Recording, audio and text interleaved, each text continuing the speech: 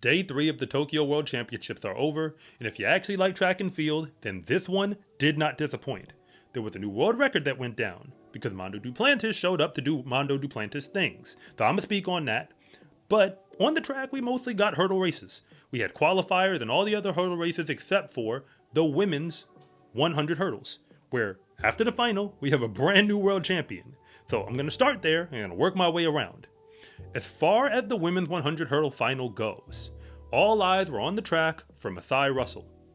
And as a reigning Olympic champion, she has the world lead this year. She had gotten close to the world record, like the world record time. You also had the current world record holder, Tobi Amasan, former world champion, also in that race. I mean, the biggest shocker before the gun even goes off is that Akira Nugent of Jamaica, who was tearing it up at different points in the season, she actually didn't qualify for the final. So everybody gets to the line, and we're looking to see how it's going to play out. Gun goes off, and to be honest, Masai Russell is looking pretty shaky midway through the race. And I think somewhere around the 6th hurdle, I realized she's not going to get this one. So then I had to move my eyes to figure out who would, because I was looking for Danielle Williams of Jamaica. And, I realized that she was fading to the back. I was looking at Nadine Visser, thinking that she was going to do it. And she was fading. And then by the time we get to the line and I look up, I see Ditaji Kambundji, in front of everybody else. So now we have Ditaji Kambundji of Switzerland as the world champion in the women's 100 hurdles. Second place went to Tobi Amasan of Nigeria, who on talent, everybody knew she could be there. And third place, with the bronze medal, is Grace Stark of America. Quietly, Grace Stark has been the most consistent hurdler that we have in America over the past 2 years. She doesn't have a gold medal to show for it, but she now does have hardware on the world stage. I mean, I guess there is some disappointment around Masai Russell in terms of, the expectation that she would win gold. But this is the hurdles, where anything can happen. And the way the sport is set up right now, for all the track events, World Championship, in that final, you're supposed to get it done. Because she really, last year, wasn't winning all the races, Masai Russell anyway, until the Olympic final. Like, she won the USAs, won the Olympic final, but in between that, things were not perfect. But hey, it's just the way things go. So the women's 100 hurdles, I think the implications behind that, I think the announcers are talking a lot about the clock and are we going to see a world record? Are we going to see a world record? Everybody's going so fast. And then, Ditaji Kambundji ran fast. 12:24, that's fast. Don't get me wrong.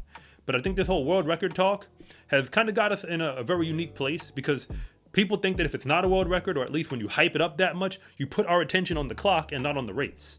It was an amazing race, but the clock was so much of the conversation, I think it can kind of divert, the focus from what Kambundji just pulled off. She beat reigning world champions, or past world champions, and a reigning Olympic champion, plural. Multiple of them were in the race. Tobi Amasan, Danielle Williams, Masai Russell, and Ditaji Kambundji came out on top. And she's been taking the indoor season seriously for a while. So, for what that's worth, because people don't know if they want to run indoors, hey, I said what I said. And this is a long season, but I stand on that. Moving off, I got to go to Mondo Duplantis before I get to all the other hurdle races, because the rest of those were qualifiers, so I'll just kind of air out my thoughts. When it comes to the pole vault, I've actually been following the pole vault more than I thought I would this year, because the Mondo Duplantis hype is real. He goes out there, he's broken his own world record multiple times this season, and at the World Indoor Meet, I kind of picked up on the fact that Emmanuel Karalis of Greece, that he is, the next best in the world. So every time I see him, whether it's on the Diamond League, or in this case, at championships, World Indoor, now World Outdoor, I'm rooting for him. And the reason why I'm rooting for him is because the better that he vaults, the more pressure it puts on Mondo. Because we want to see Mondo compete. But I think most people are aware that he's really competing with himself. But for the purposes of having the drama unfold in the pole vault, you need somebody to actually push him over the edge. Karalis, once he sewed up, the silver medal for the most part, from what I could tell, he was trying to clear a bar and he was real close. And, again, that would have, took the competition to another level. But, hey, it is what it is. Once Mondo decides, this is my time, and, he just keeps raising that world record by a centimeter. I know that, at this point he's been, chasing after Sergei Bubka and, trying to, break the world record, the same amount of times. It's a very different event, the way it's set up. But he did it again. He He didn't just win the gold medal. He did that part. Then he put it out of reach. And then he said, you know what? I'm going to go higher than anybody's ever gone again because I have it like that. So Mondo Duplantis is a very unique specimen. I kind of wish, because I know that his speed and is a large part of his success. I've already shared my thoughts on this some time ago, that I would love to see what he would look like in a track and field framework where we can see his talent across other events. Because in a team framework, yes, he would vault better than anybody else, but he'd actually have value in other places. I mean, hey, nobody asked me.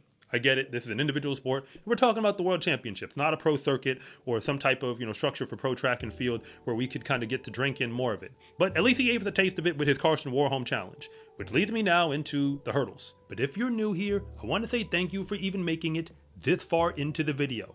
And I'm Coach Rob, and if you really want to know what's going on with the fastest athletes in the world, then you are in the right place.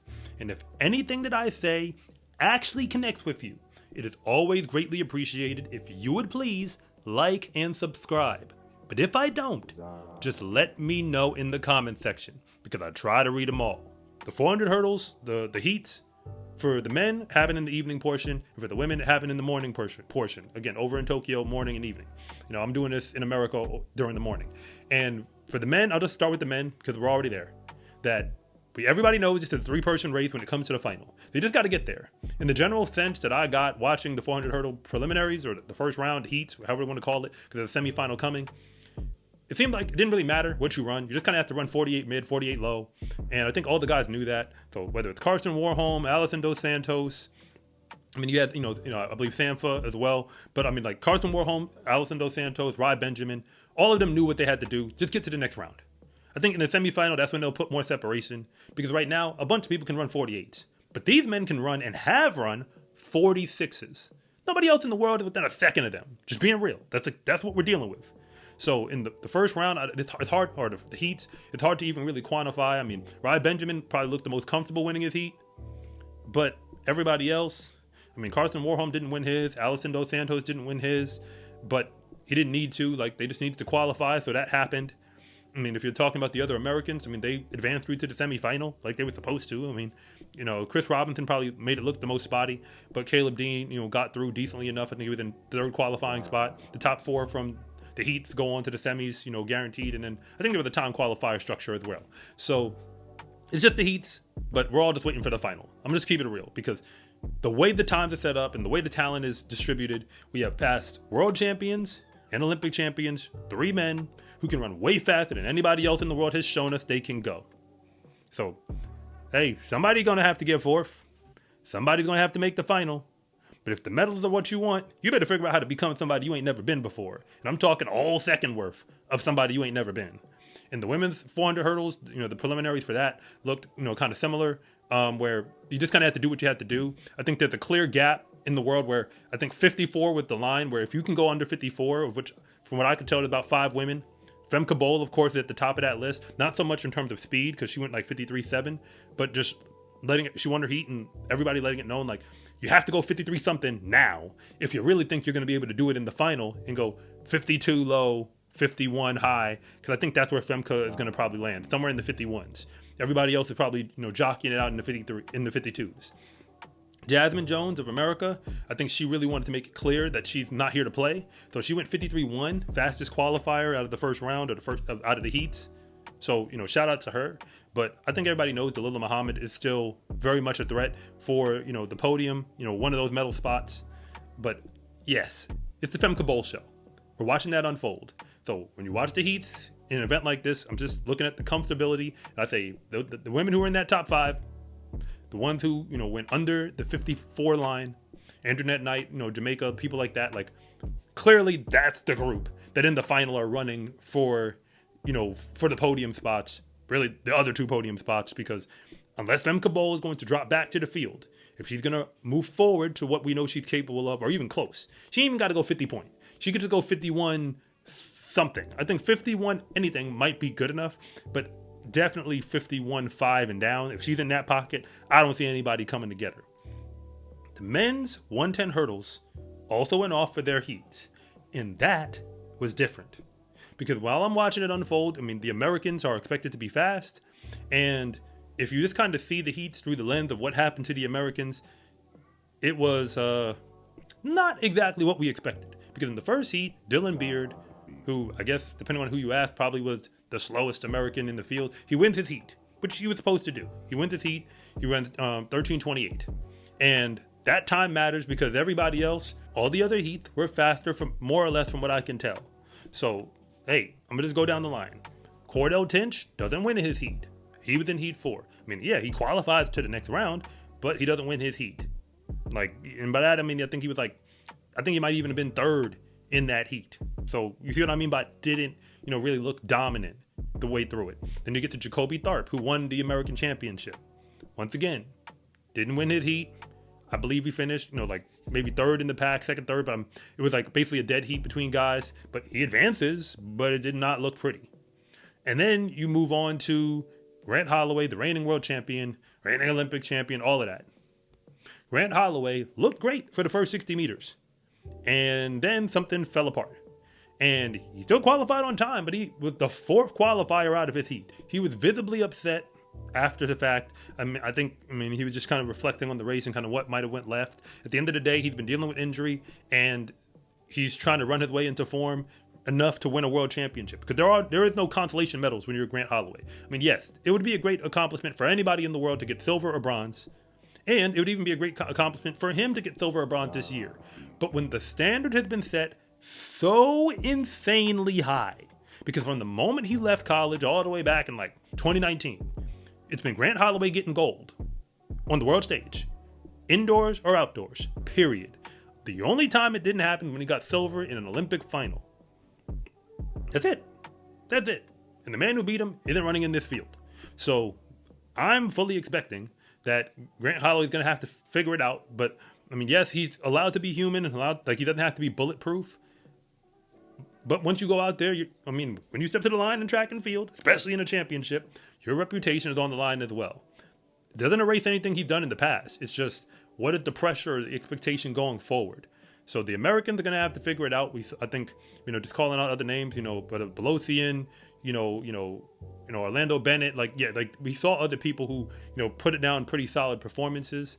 But I think when you bring Cordell Tinch, world leader, and when you bring the reigning world champion so many times over, Grant Holloway, to the party, and then you have an American champion who's not them, those guys are supposed to take care of business when they're at the world championships. And in the heats, it did not look like that for any of them. There's a whole much more that I could say, but day 3 is in the books, and it definitely was all about the hurdles. But the sprinting races are going to be coming back soon. We've got 400s and 200s, and then 4x1s, 4x4s, all of that on deck. So I'll be there to cover all of it. But for now, this is a championship. And whenever they're handing out medals, it doesn't really matter whether you break a world record or not. What does matter is that you figure out how to come in first place. And Ditaji Kambundji pulled that off, against all odds, because I'm pretty sure that most people did not see that coming.